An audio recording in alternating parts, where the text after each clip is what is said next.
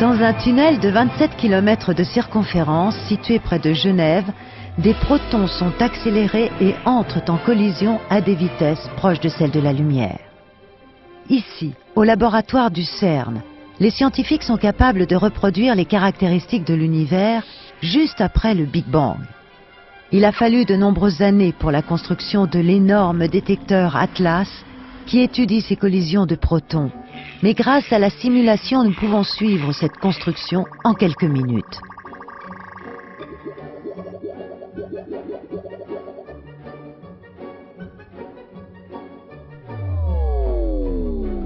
Dans une grande partie du détecteur Atlas règne un champ magnétique intense. Ce champ est produit par un courant de 20 000 ampères qui circule dans 80 km de câbles supraconducteurs constituant les bobines de l'aimant disposées en forme de tore. Cet ensemble constitue l'un des plus grands volumes d'intenses champs magnétiques au monde.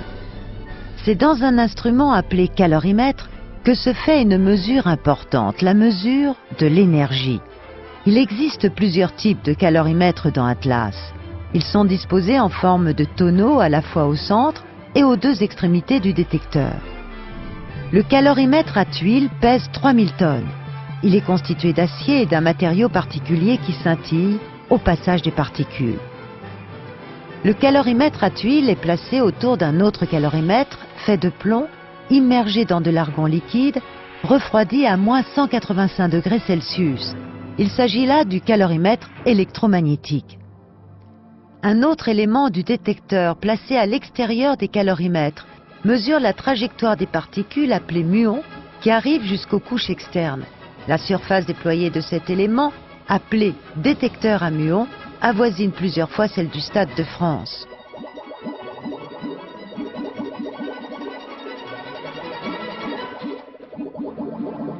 Au centre du détecteur, plusieurs éléments ont pour fonction de mesurer la trajectoire des particules chargées avec une précision proche d'un centième de millimètre. Un autre élément, appelé détecteur à rayonnement de transition, est constitué de centaines de milliers de tubes équipés de fils dorés et remplis de gaz. Plus à l'intérieur, plusieurs détecteurs comportent des millions de minuscules capteurs silicium disposés en lamelles ou en damier. Atlas est agencé pour mesurer le plus grand nombre possible de particules. Pour cela, des modules supplémentaires de détecteurs sont disposés aux deux extrémités pour mesurer les particules produites à petit angle par rapport au faisceau de protons. Des aimants toroïdes sont mis en place aux deux extrémités du détecteur pour compléter le champ magnétique dont Atlas a besoin.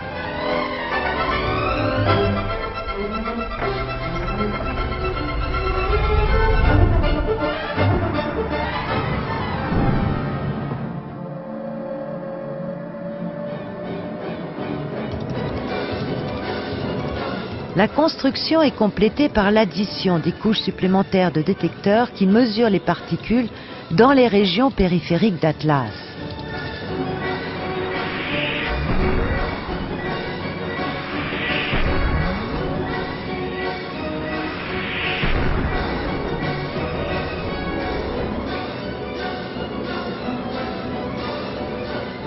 Regardons maintenant à l'intérieur du détecteur.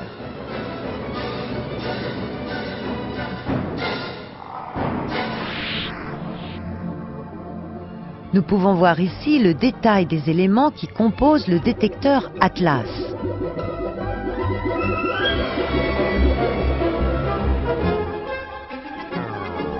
Le calorimètre à tuile.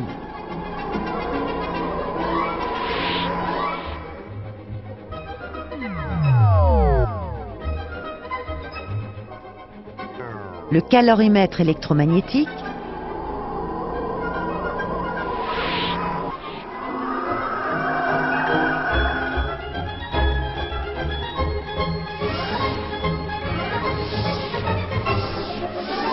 Le détecteur à radiation de transition et les détecteurs de silicium.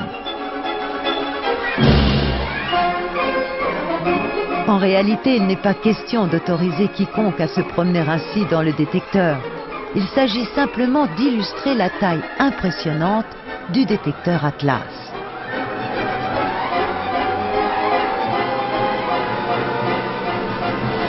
Pour terminer cet épisode, nous voyons finalement comment le détecteur Atlas mesure les particules issues des collisions de protons.